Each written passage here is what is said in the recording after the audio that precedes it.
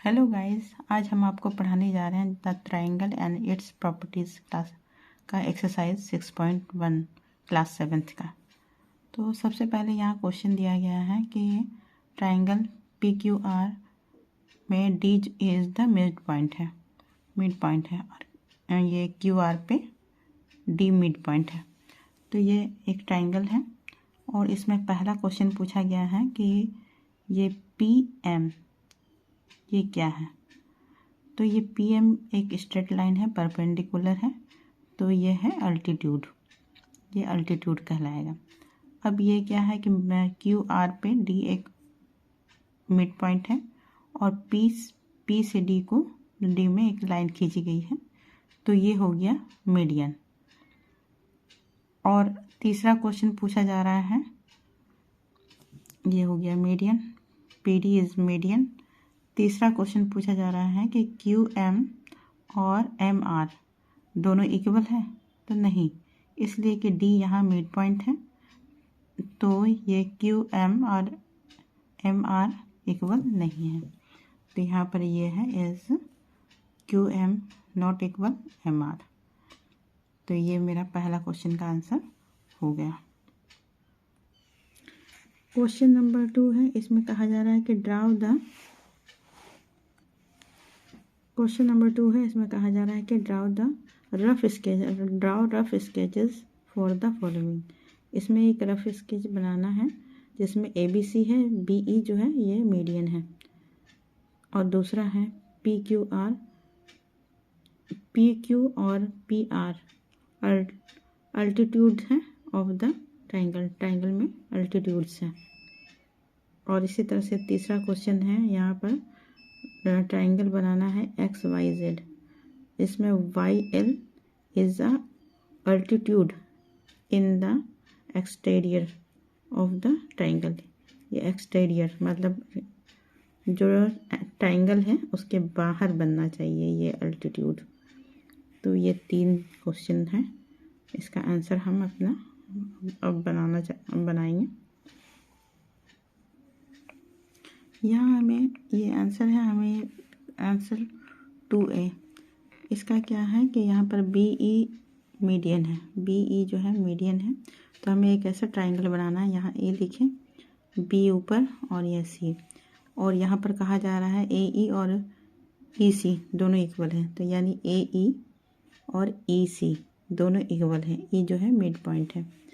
तो अब यहाँ पर ये BE जो है वो मीडियन बनाना है, तो यहाँ पर ये मिड पॉइंट है, तो B और E एक लाइन खींच दिए, तो ये हो गया मीडियन।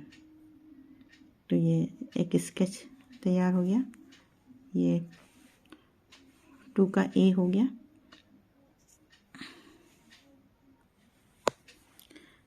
अब यहाँ पर ये देखिए, ये क्वेश्चन नंबर B है, 2 का B। अब इसमें कहा जा रहा है कि यार PQ and PR are altitude of the triangle PQR।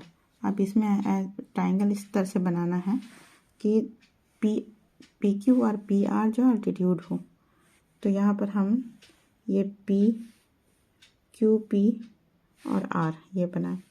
तो यहाँ पर PQ जो है वो स्ट्रेट लाइन है और PR ये भी स्ट्रेट लाइन है, तो ये अल्टीट्यूड दोनों हो गया। तो ये दूसरा स्केच भी हमारा तैयार हो गया। ये क्वेश्चन नंबर 2 का C है, इसमें YL एक ऐसा अल्टीट्यूड बनाना है जो कि एक्सटीरियर हो, और ये ट्राइंगल हमें बनाना है XYZ। तो हम और ये बनाना है YL।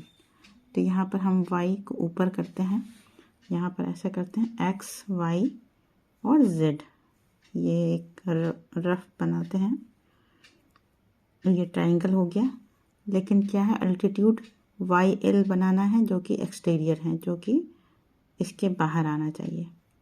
तो यहाँ पर Y ये L ये एक्सटीरियर, इसका ये बन गया। तो ये मेरा C क्वेश्चन नंबर 2 का ये C स्केच तैयार हो गया। ये क्वेश्चन नंबर 3 है, इसमें verify by drawing a diagram if the median of altitude of an isosceles triangle can be same. अब इसमें एक ऐसा डायग्राम बनाना है जिसमें हमें ये वेरीफाई करना है कि आइसोसेलेस ट्राइंगल जिसके दो पार्ट जो होते हैं वो सेम होते हैं, तो उसमें जो है मीडियन और अल्टीट्यूड जो है वो सेम होते हैं। तो अब इसका आंसर हम देखते हैं। आइसोसेलेस ट्रायंगल में दो साइड जो होते हैं ये इक्वल होते हैं, सेम होते हैं।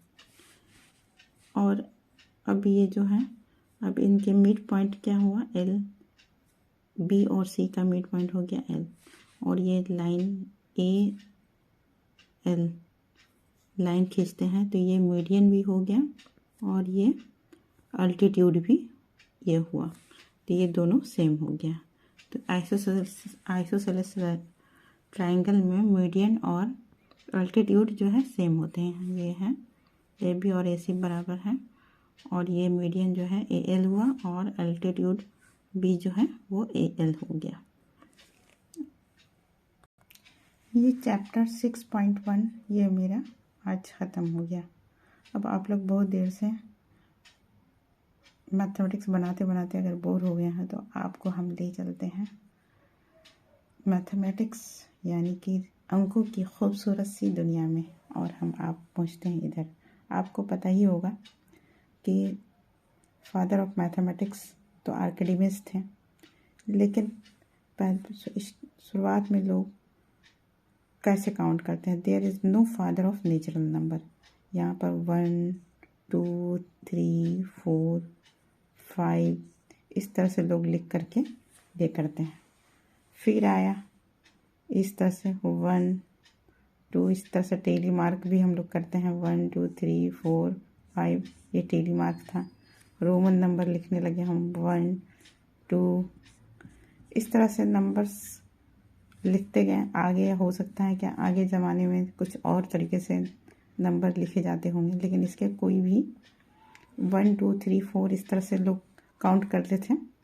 और इसलिए कि लोगों के पास बहुत सारे भेड़ बकरियां हुआ करती थी, बहुत सारे ऐसी चीज़ होते थे जिसको कि ये काउंट करते थे। तब काउंट कैसे करते थे, तो ये कभी पत्थरों पे लिखते थे, कभी पत्तों पे लिख करके इस तरह से लाइन खींच खींच करके करते थे। आज भी आप देखोगे कि किसी सब्जी वाले के पास, जो कि पढ़े हुए नहीं होते हैं लेकिन फिर भी उनका कैलकुलेशन बहुत ही तगड़ा होता है, वो पूरा हिसाब करके बता देंगे कि आपके इतने पैसे हुए और हमें इतने पैसे चाहिए। लेकिन उस वक्त 1 2 3 4 5 9 तक तो गिना जाता था, लेकिन ज़ीरो उस वक्त नहीं आया था। तो मतलब है कि 9 तक लोग गिनते होंगे, फिर सेकंड में फिर 1 से स्टार्ट करते होंगे, ऐसा कुछ होता होगा। लेकिन ज़ीरो का आविष्कार हमारे भारतवर्ष में ही हुआ था, जो हमारे महान वैज्ञानिक आर्यभट्ट ने इसका आविष्कार किया था। और ज़ीरो जो कि एक चमत्कार रिवोल्यूशन ले आया। अब क्या है कि हम 1 लिखने के बाद 0 लिखते हैं तो ये हो गया 10, 2 लिखने के बाद 0 लिखते हैं, ये हो गया 20, 1 में अगर डबल 0 लगा दिए तो ये हो गया 100, ट्रिपल लगा दिए तो ये हो गया 1000। इसी तरह से ज़ीरो का अपना ही एक अलग ही महत्व है। और ये इन्वेंट हुआ हमारे भारतवर्ष में, और ये क्या किसने, आर्यभट्ट ने। ये तो हो गया, लेकिन उसके बाद इससे आगे भी एक है नेचुरल नंबर, तो आपने देखा ही होगा 1 2 3 4 5 इस तरह से लिखा जाता है नेचुरल नंबर। लेकिन उसके बाद फिर आया 0 1 2 3, ये इस तरह से लिखा जाने लगा। लेकिन इसे भी अरेंज किया एक वैज्ञानिक ने, जिसका नाम आपको बताना है। ये मेरा तीसरा क्वेश्चन है, क्वेश्चन नंबर 3। और हाँ, आर्यभट्ट दो लोगों ने बताया ये आंसर सही है।